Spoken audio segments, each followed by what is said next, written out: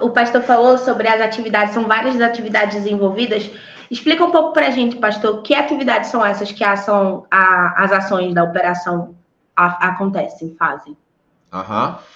O nosso foco principal na Ação Jesus Transforma é a plantação de novas igrejas ou a revitalização. Então, às vezes, na maioria das vezes, a gente vai apoiar missionários que estão plantando uma igreja, né, e que precisam ali de reforço, e a gente vai focado em fazer estudos bíblicos e abordagens evangelísticas nas ruas, de casa em casa, em locais com grande aglomeração de pessoas e uma série de outras ações.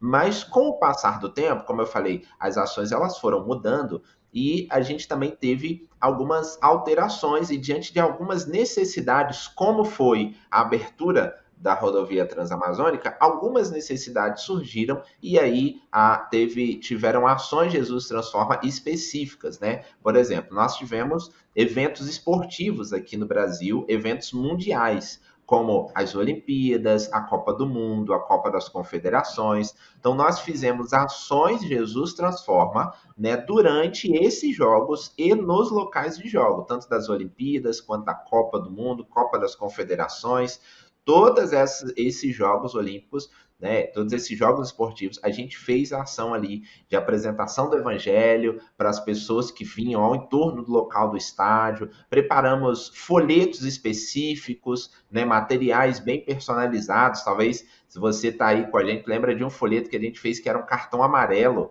igual de futebol mesmo, né? E a gente usava um apito e a nossa camisa era Jesus Transforma, mas numa outra malha, tipo, bem parecida com uma camisa de um time de futebol. E a nossa identificação atrás era John 3.16, né? Alusivo a João 3,16. E a gente apitava e dava um cartão amarelo para a pessoa no meio da calçada, assim, e a pessoa parava e falava assim, o que, que é isso? E aí a gente desenvolvia a abordagem, falando, você sabe o que, que significa o cartão amarelo?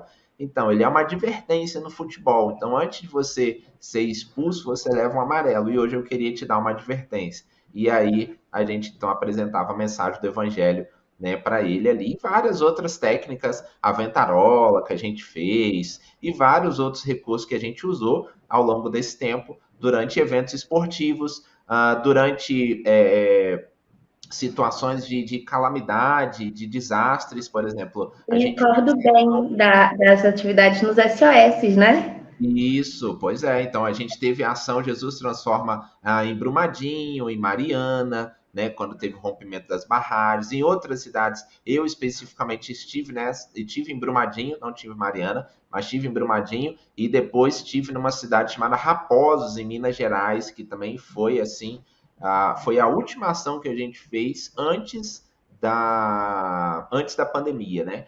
Então, essas ações emergenciais a gente também faz. Quando teve aquele fluxo muito grande de venezuelanos que entrou lá por Pacaraima, né? A gente também fez a ação Jesus Transforma lá com a base que a gente tinha de ação lá. Então, essas ações elas também acontecem, né, de maneira pontual para poder ajudar um contexto e uma realidade específica do nosso país, né, que acontece, seja por desastre, seja um evento esportivo, seja um evento mundial, a gente faz uma ação que a gente consiga alcançar essas pessoas. Tendo oportunidade, acontece, né, pastor?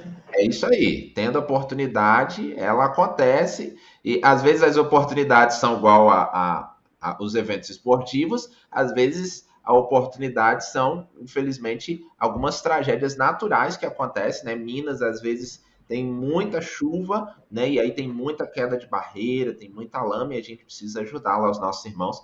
E a gente vai para lá e é uma oportunidade de servir mesmo. Eu lembro de Raposos, numa casa que eu fui atender. Era uma senhora, ela tinha dois filhos, não tinha um esposo, ela tinha dois filhos, um de colo e o outro pequenininho, e a casa dela estava com lama até o teto, entendeu? Faltava um palmo para encostar no teto. E ela sozinha, porque tudo que ela tinha estava lá dentro. E ela não sabia nem o que ela fazia, porque ela não tinha condição, sabe? E aí a gente chegou, ela estava sentada na frente da casa dela, e aí a gente começou ali, pá, carrinho, enxada e tudo, até limpar a casa toda, tirar aquela lama, né? E conseguir ajudar. Então, São muitas experiências, né, ao longo dos anos, em vários contextos, em várias realidades, lá em Brumadinho também, não só com a equipe de profissionais que atendeu a localidade, mas as famílias, né, a gente fez um trabalho lá de capelania pós-desastre, que foi o momento onde todo mundo foi embora, acabou, baixou a poeira, todas as ajudas foram embora, voltaram, aí foram mais ou menos ali uns 10 meses, quase um ano, né, que as coisas já estavam mais calmas, a gente voltou lá exatamente para visitar essas famílias e poder acompanhar elas, saber como elas estavam, né?